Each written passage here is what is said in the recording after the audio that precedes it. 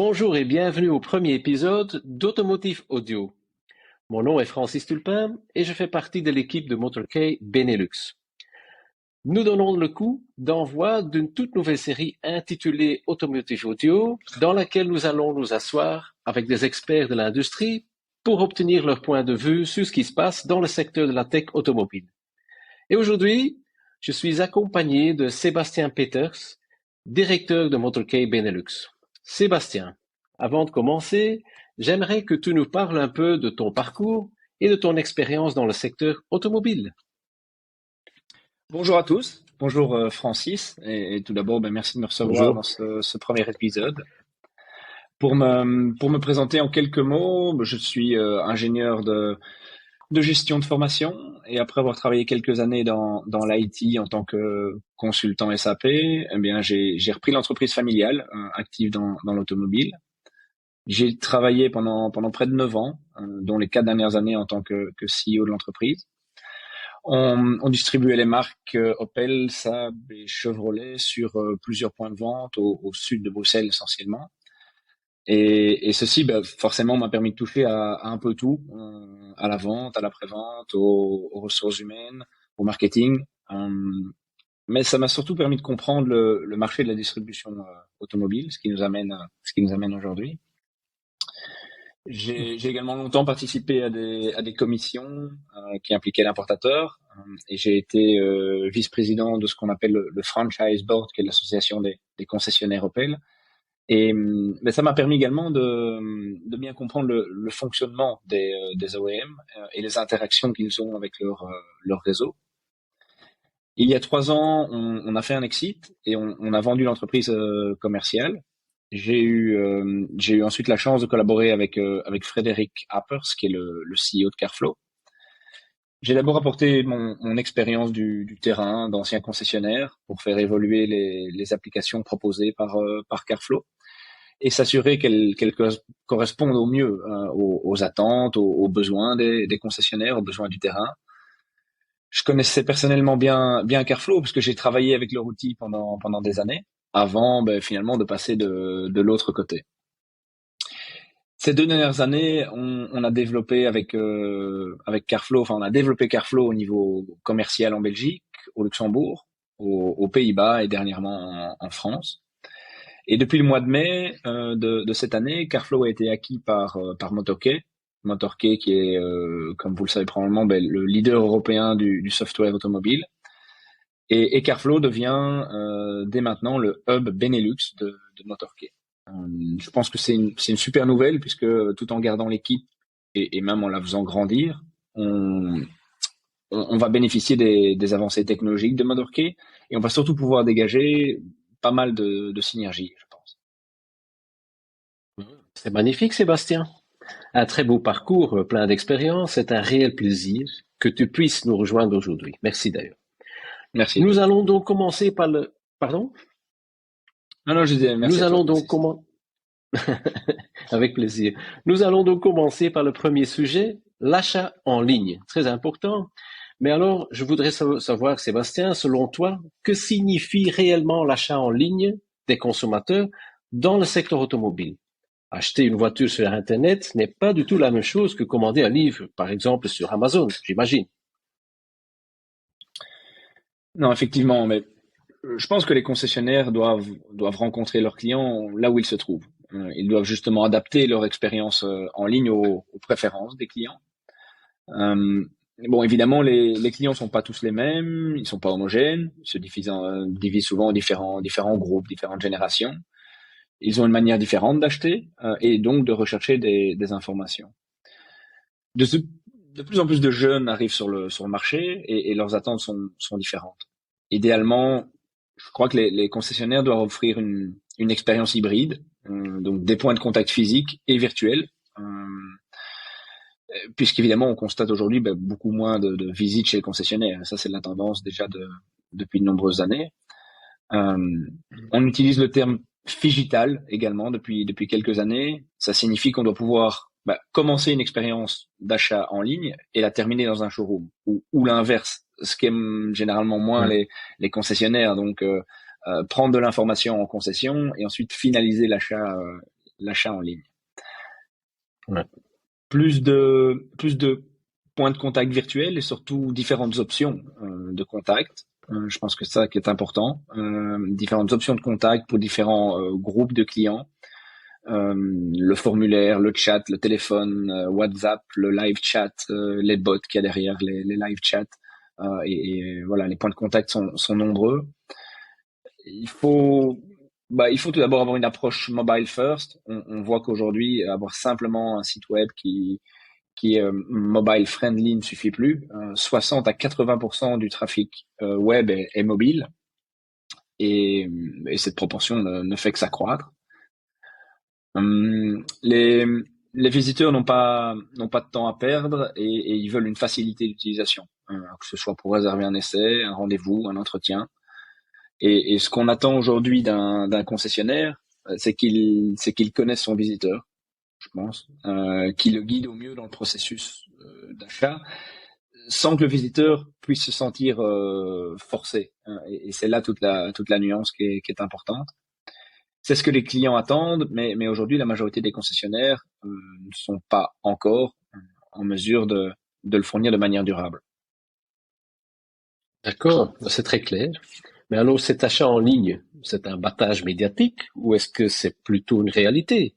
Que veulent les consommateurs, nos consommateurs, réellement aujourd'hui? Sont-ils prêts à acheter pour 100% en ligne, selon toi? Bah, alors, si tu regardes les données, c'est un battage médiatique. On en parle énormément, Ah. mais vu le nombre de visiteurs qui sont vraiment prêts pour un processus complet en ligne, ça reste faible. Alors, il n'y a pas encore énormément de données sur le sujet, mais on parle de 2 à 5%, avec un pourcentage en augmentation. Par contre, on voit que les gens veulent aller de plus en plus loin dans ce processus et veulent faire de plus en plus eux-mêmes. Sur les sites qui proposent d'ailleurs la possibilité de réserver un véhicule avec le paiement d'un acompte, par exemple, le nombre de réservations est en constante augmentation. Alors, ce qu'on constate chez nos clients, c'est que sur 10 réservations en ligne, 80% achèteront le véhicule chez le concessionnaire. La moitié de ces acheteurs confirmera le choix fait en ligne. L'autre moitié changera d'avis pour un autre véhicule. Donc, une fois qu'il est dans les mains du vendeur, il va changer de véhicule ou changer de moyen de financer le véhicule. Et finalement, on verra que 15 à 20% changent d'avis et demandent le remboursement de leur acompte. Je crois que si l'acompte n'est pas trop élevé, c'est pour moi un bon moyen de verrouiller un prospect. D'autre part, on voit que la signature du bon de commande à distance, par exemple, et la livraison à domicile n'ont pas encore un grand succès, en tout cas au Benelux et en tout cas pour les particuliers. Pour les entreprises, là on fait de la livraison à domicile depuis des années déjà. Mais je pense que la vente en ligne décollera vraiment à travers le financement, les leasing. C'est assez simple. Peu de gens sont prêts aujourd'hui à payer 25 000 euros en ligne. Par contre, signer pour une mensualité de 400-500 euros par mois avec une carte de crédit, c'est beaucoup plus facile. Donc c'est vraiment une question de perception du risque. Il est donc, à mon avis, primordial que les concessionnaires se focalisent sur la présentation de leur stock sous une forme de mensualité et fournissent un maximum de flexibilité aux internautes pour qu'ils puissent jouer avec les paramètres et ensuite valider une demande de financement. Alors un autre point, peut-être concernant les essais, on voit de plus en plus de gens prêts à acheter sans essayer, ce qui n'était pas la tendance il y a quelques années. Et il peut y avoir plusieurs raisons. Tout d'abord, le stock. Aujourd'hui, comme tu le sais, le stock est tellement faible pour le moment que les gens veulent sécuriser leur achat sans trop tarder. Pour les voitures neuves, peut-être, certains font tellement confiance à leur marque qu'ils se sentent en confiance, ou bien ils veulent renouveler simplement le modèle qu'ils avaient déjà. Et donc là, ils sont également prêts à le faire sans faire un essai. Pour les voitures d'occasion, le parcours du client sera un peu différent. Un client regarde sur le web, il voit différentes voitures, différents stocks. Certains voudront l'essayer, d'autres pas. Mais finalement, avec l'occasion, chaque véhicule est unique. Donc ça peut pousser à réserver en ligne et à vouloir à nouveau sécuriser le véhicule qu'on souhaite. Finalement, peut-être le mode de financement qui peut également influencer. Les achats par crédit ou leasing classique nous engagent sur plusieurs années.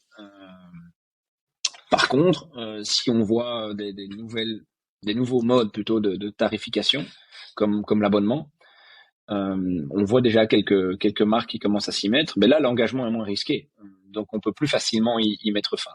Et ça pousse plus facilement à s'engager sans un essai, du coup. Okay. Alors finalement, ce que veulent les consommateurs, est-ce que ce n'est pas plutôt la commodité? Oui, tout à fait. Je pense que les gens veulent avoir le choix. Ils veulent avoir de la flexibilité. L'idée même du réseau de concessionnaires est d'être pratique pour le consommateur, afin qu'il en ait finalement toujours un à proximité. Ça, c'était le cas avant. Maintenant, forcément, avec Internet, la nature de cette commodité a changé. On voit les concessionnaires passer du statut de fournisseur de véhicules à fournisseur de mobilité.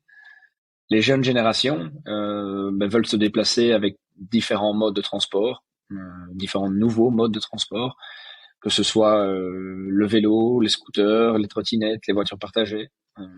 Et les concessionnaires cherchent, eux, de nouvelles ressources, plutôt sources de revenus, et essayent de fournir ces différents modes de transport également. C'est très intéressant ce que tu viens de nous expliquer, Sébastien. Mais alors, quel serait l'équilibre idéal entre l'automatisation, des processus de vente et l'implication humaine derrière ces processus? Peut-on, selon toi, se passer complètement des équipes commerciales dans les showrooms? Bah, plus nous pouvons automatiser les processus en ligne, plus votre équipe de vente peut se concentrer sur la conclusion des ventes et l'équipe après-vente sur la satisfaction des clients. Donc je pense qu'avec de bons flux en ligne, le prospect finalement il se qualifie lui-même. Idéalement, il faut avoir ce qu'on appelle un call to action, donc plus vulgairement des boutons d'action. Il faut avoir un call to action différent pour chaque étape. Par exemple, réserver un essai doit suivre un flux et des actions différentes que la réservation d'un rendez-vous de vente, par exemple. La réservation d'une voiture ou une alerte de prix doivent suivre encore un autre flux. Je crois qu'au plus on personnalise l'expérience de l'utilisateur, au plus il aura envie de poursuivre et de s'impliquer dans ce processus. Plus ce fameux call to action est spécifique, mieux c'est. Si tous les call to action renvoient à un simple formulaire standard, l'expérience du prospect elle diminue, son engagement diminue. C'est justement tout ce qu'on veut éviter. En résumé, je pense que plus le logiciel peut automatiser le processus, plus vous pouvez offrir une meilleure expérience à votre prospect et augmenter les chances de conversion. Et pour répondre à ta deuxième question, Francis, non, je pense pas qu'on puisse se passer des équipes physiques, sûrement pas. C'est l'inverse. Elles sont indispensables à la mise en place des outils et au suivi des processus. Pour évoluer en maturité numérique, les bons outils pèsent peut-être pour 20%, mais les personnes derrière ces outils, je crois que c'est 80%. Et donc, l'acceptation et la compréhension du projet par les équipes, les compétences, l'implication de ces équipes sont des éléments clés et cruciaux. Donc, il faut accepter de changer ses habitudes et c'est justement là ce qui est souvent le plus difficile. D'accord. Alors, il faut un bon équilibre entre la digitalisation, et le contact humain, ce qui demande une bonne préparation et organisation. Mais quelles sont les difficultés alors rencontrées par les concessionnaires aujourd'hui lorsqu'ils travaillent avec des outils ou des logiciels qui n'ont pas été conçus spécifiquement pour l'automobile? Les solutions génériques, comme on pourrait les appeler, quoi. Mhm. Vous dépenserez beaucoup plus pour l'intégration et pour l'adaptation. Lorsque l'outil est pas spécifique à un secteur d'activité, il peut sembler moins cher au départ, mais on sous-évalue souvent les coûts de connexion et les développements personnalisés qui seront eux beaucoup plus élevés et plus longs à mettre en œuvre. Et comme je viens de le dire, l'implication des équipes est primordiale. Et au plus le système s'éloigne de la réalité du terrain, au plus ces équipes devront changer leurs habitudes.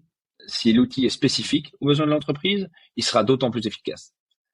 Je crois que les logiciels non spécifiques passent souvent à côté de certaines informations importantes et surtout à côté de certaines spécificités du métier.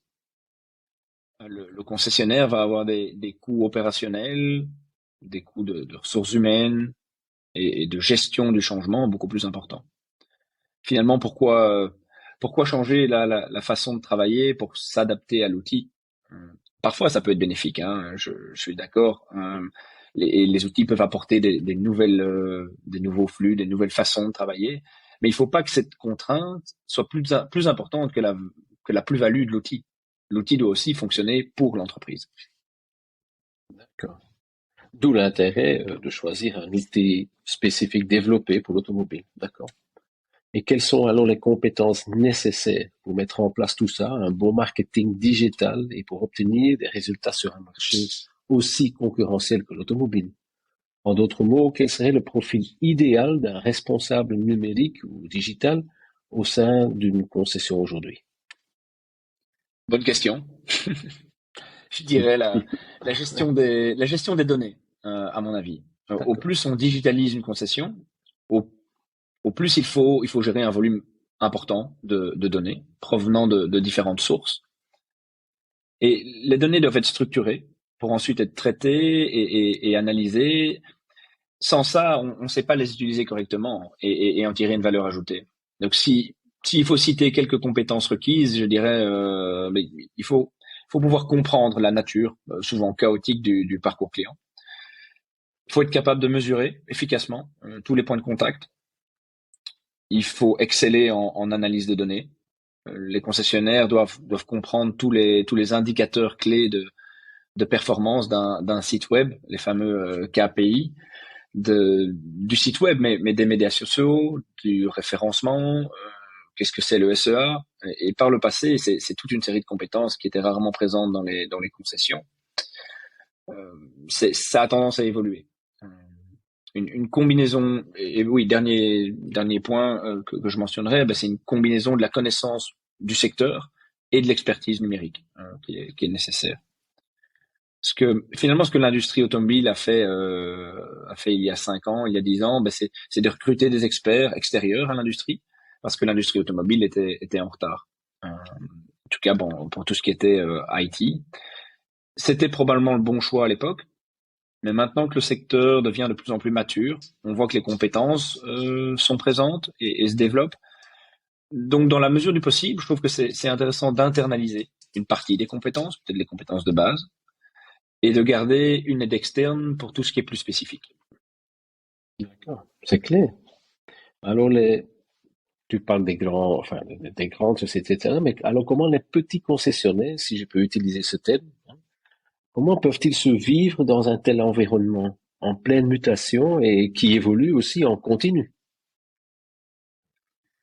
Oui, à nouveau, bonne question. pour prendre un peu plus de hauteur peut-être par rapport à ta question, je pense qu'on peut catégoriser les différents acteurs en 4 segments. En tout cas, c'est comme ça que moi je le perçois. On a les grands groupes de concessionnaires. Ce sont devenus de grandes chaînes de vente au détail. Je ne veux pas citer de nom, mais ils sont généralement sous contrat avec les marques, avec les équipementiers.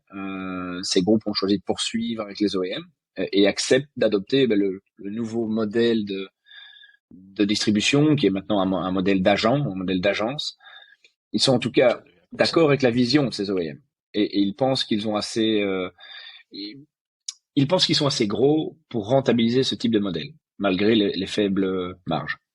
Maintenant, il n'est pas certain que ça fonctionne, hein, mais les marges vont diminuer, ils devront changer leur modèle économique, proposer, à mon avis, un service après-vente et une offre de produits sensiblement différente.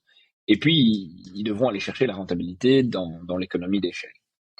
Beaucoup d'entre eux sont probablement trop gros pour échouer, en tout cas à court terme, et sont déjà fortement numérisés. Ensuite, on va voir 3 catégories de concessionnaires, peut-être plus petits ou plus modestes, même si on retrouve ici déjà des concessionnaires au Benelux de 3 ou 4 points de vente. Et là, je dissocierais ce qu'on pourrait appeler les innovateurs. C'est des concessionnaires avec un mindset plus indépendant, plus autonome. Ils vont essayer d'introduire des nouvelles marques, de trouver des nouvelles sources de revenus, de se lancer dans le leasing, dans la micromobilité. Ils vont tester des idées. Ces concessionnaires croient en l'avenir et s'inscrivent dans une perspective à long terme, en étant des disrupteurs du marché. On va avoir d'autre part les vendeurs, ceux qui veulent vendre leurs affaires. Souvent ceux qui ont été peut-être les grands perdants de la consolidation de leur réseau, ou ceux qui préfèrent simplement sortir du jeu plutôt que d'investir encore massivement pour les 20 prochaines années. On voit et on sait que le marché change vite, les OEM changent souvent d'avis et de stratégie, mais les investissements nécessaires sont conséquents et s'amortissent parfois sur des décennies. Donc pour ces concessionnaires, là, l'objectif c'est d'être acheté. C'est parfois par manque de relève au sein de l'entreprise ou au sein de la famille, parfois par contrainte par l'importateur, s'ils perdent leur contrat de distribution, ou parfois à cause de problèmes financiers, parce qu'ils n'ont peut-être pas vu venir le changement des dernières années. Et la quatrième plutôt catégorie serait ce qu'on pourrait appeler les retardataires. En tout cas, ce sont ceux qui sont heureux avec ce qu'ils ont. Ça a fonctionné pendant longtemps. Ils estiment qu'ils n'ont pas besoin de changer. Ils ne voient pas le changement, ils ne veulent pas le voir ou ils ne le comprennent pas. Et ces concessionnaires sont souvent assez petits, très en retard numériquement. Et je pense, pour être franc, que les catégories 3 et 4 disparaîtront à terme. Ils seront rachetés ou malheureusement, mais ils feront faillite, ils ne seront plus dans le marché. S'ils veulent survivre, qu'ils soient perturbateurs. Il faut être un concessionnaire de niche, essayer des nouvelles marques, on l'a dit, adopter de nouvelles approches, être un fournisseur de mobilité, combiner les sources de revenus. Alors, je sais pas la recette magique, mais je pense qu'en tout cas, une chose est sûre, c'est que l'immobilisme, ça peut pas être considéré comme une option. Je suis entièrement d'accord. C'est très très intéressant ce que tu viens d'évoquer. Mais alors, il y a ça, mais aussi il y a peut-être des pièges. Quels seront les pièges alors à éviter lors de la mise en place de nouveaux outils numériques dans les concessions? J'imagine que la vigilance est de mise ici. Oui, bien. Comme dit précédemment, je pense que les outils sont 20% de la solution et que les 80% restants, ce sont les personnes. La gestion du changement est souvent sous-évoluée dans des mises en place de projets IT ou de projets de manière générale. Mes recommandations, si je devais en donner, ce serait de préparer l'équipe au changement, comprendre ce qui fonctionne pas, c'est-à-dire quels sont les flux de vente, les flux de prospects qu'ils veulent adapter, et d'accompagner ces équipes, d'identifier éventuellement les carences en compétences ou en connaissances, et de former les personnes nécessaires. Et le deuxième conseil, c'est absolument d'avoir un chef de projet, d'avoir un responsable numérique, parce que si on définit pas ça, personne ne s'approprie le projet. Et si personne ne prend la responsabilité, les gens deviennent souvent un peu confus, savent pas à qui s'adresser, et on voit très clairement les projets stagnent. Et on sait bien que lors d'implémentation IT, au plus on perd du temps, au plus on perd de l'argent. C'est un peu comme dans tout, finalement. C'est comme dans tout. Alors, dernière question de ce premier épisode. Sébastien, dites-moi, est-ce que tu vois des similitudes avec d'autres industries? D'accord? Ou justement, est-ce qu'il y a des bonnes ou mauvaises pratiques à emprunter ou à éviter des autres industries? Ce qu'on essaye de faire chez MotorKey, ce qu'on a longtemps fait avec Carflow, c'est justement de s'inspirer de ce qui fonctionne dans d'autres industries plus avancées numériquement et d'essayer de traduire ces bonnes pratiques dans l'automobile. Par exemple, pour concevoir nos showrooms numériques, on a regardé ce qui se faisait bien dans le retail en ligne. Tu citais tout à l'heure Amazon, mais plus localement, on voit un acteur comme Coolblue qui ont réussi à mettre en place des choses qui fonctionnent. Alors, entre autres, maximiser l'offre en agrégeant les stocks, en agrégeant les fournisseurs, puisque en ligne, il y a vraiment qu'une règle, offre égale demande. Donc, il faut maximiser ce stock et cette visibilité du stock.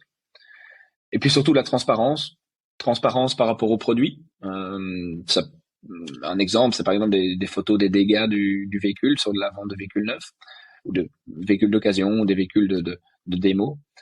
Et la transparence par rapport au processus. Expliquer exactement aux visiteurs comment va se passer l'achat, comment va se passer la réservation en ligne, afin de vraiment le rassurer, si tu veux.